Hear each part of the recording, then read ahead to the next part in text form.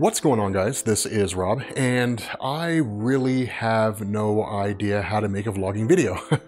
I've never really made like an actual vlog before. I mean, I guess I've talked in front of my iPhone, which I guess really kind of passes as a vlog. But in 2018, vlogging is not what it used to be, right? I mean, wind the clock back. Let's wind the clock back to 2006, 2007.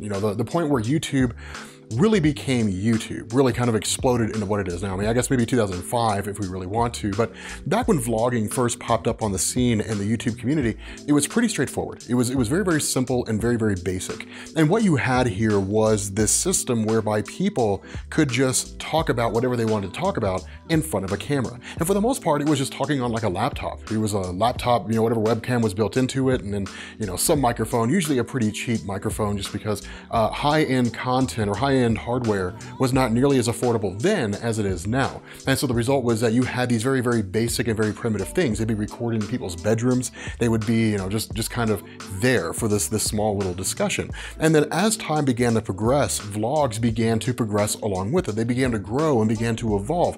Mobility played a huge factor in that. So now you had people who had smartphones. They had Samsung Galaxies and they had Apple iPhones, and they were using these to record what was going on in their regular days. Sometimes they would just have like a cheap little portable camera, some little video camera, DSLRs for those who were able to afford them at the time.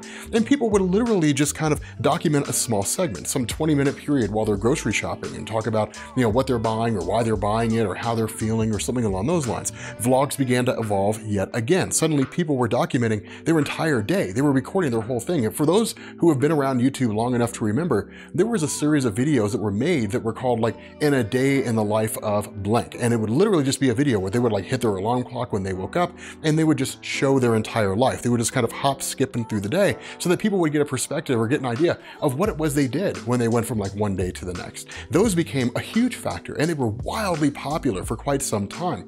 And then we had Casey Neistat who showed up. And Casey Neistat elevated the vlogging scene in a way that hadn't really been done before. No one had really created vlogs the way he did. He was a filmmaker. He was a filmmaker before he was a vlogger. And that was an answer to the question, what would happen if a filmmaker became a vlogger? What would those vlogs look like? What form would they take? If you ever watch a Casey Neistat video, there's a few tips of the filmmaking industry that he always uses.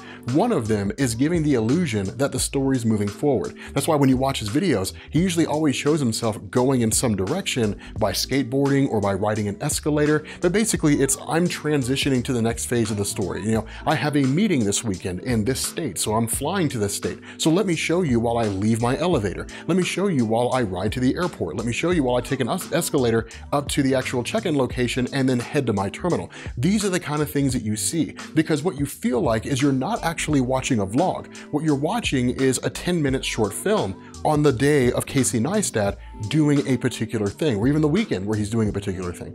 And a lot of people have tried to duplicate that, right? Like a lot of people have tried to copy that. A lot of people have looked at what Casey Neistat's done and they say, well, I want to be the new Casey Neistat. I want to be the person with millions and millions of subscribers and, formerly owned a company that was purchased by CNN. I want to be that guy. Like I want to be part of that whole huge thing he has going on.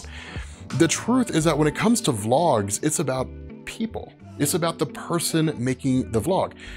Casey Neistat has a style that's unique to him. So why shouldn't I have a style that's unique to me? The question is, what should that style be? What kind of style should I take? I mean, I've thought about, documenting my day and the kind of things that I do, but honestly, I'm a YouTuber who talks about comic books. My day is not that exciting. In fact, I imagine a lot of people would be bored with my day. I mean, truth to tell, I'm usually up by like 5:30 in the morning, and I spend, I don't know, maybe 2 hours going through emails, drinking my coffee, eating my breakfast, just kind of looking at what's going on and responding to the emails I need to respond to, and not responding to the emails that I don't feel comfortable responding to. From there, like I read some comic books, I record my audio, and I'm done by like 9 or 9:30. For the rest of the day, maybe just playing video games, maybe just watching TV, maybe just going around town, maybe just going shopping. Maybe I decide to get ahead a little bit and work a little bit extra. There are any number of things that I do, but in truth, they're not the most exciting things. To be honest, I do kind of miss the life of working full time. At the very least, it gave me something to do. But I don't know, I guess boring people are boring. I have no clue. But when I'm looking at this, in all honesty, the one thing that I really want to do, the one thing that I'm passionate about that I really want to do is pass on my experience to people. I want to be able to sit down and I want to be able to say, I have struggled with a wide array of different things over the course of my life. I've struggled with depression. I've struggled with being stuck in the friend zone. I've struggled with having an affection for a woman that doesn't love me back. I've struggled with losing friends. I've struggled with losing loved ones, with losing parents. I've been at a job that I wasn't fully satisfied with. I've struggled with trying to figure out how YouTube works. But I've also had monumental successes. I've had incredible successes. Starting a YouTube channel that grew to almost 1.5 million subscribers.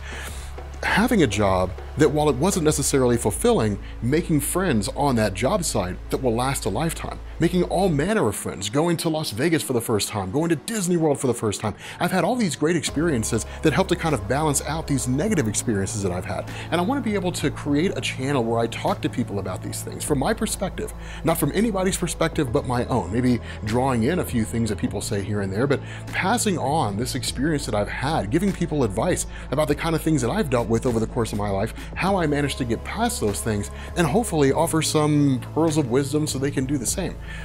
That's really kind of what I'm shooting for here. The question is, where do I start? I have no idea. I have no real idea on where I start with this whole thing. What would my first video topic be? Maybe how to talk to people? You know, I don't want to jump in heavy-handed and say how to deal with depression. Like that's really not what I want to do. I want to talk about, I don't know.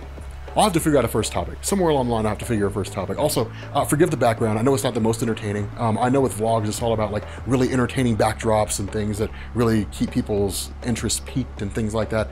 Honestly, I just moved into a new house, or really I'm renting this house, but like I just moved into a house, or bought a house rather, and I'm in the process of remodeling the house. So right now, I'm just sort of waiting until like the whole remodeling process is done for the house that I bought. And then in turn, you know, moving into it and getting everything set up so I can actually do adequate vlogs with a good looking background that people will enjoy. But anyway, if you guys enjoyed this video, feel free to drop a like or something along those lines. Hit the sub button if you guys want to become part of what's going on here. And I will catch you all later. Peace.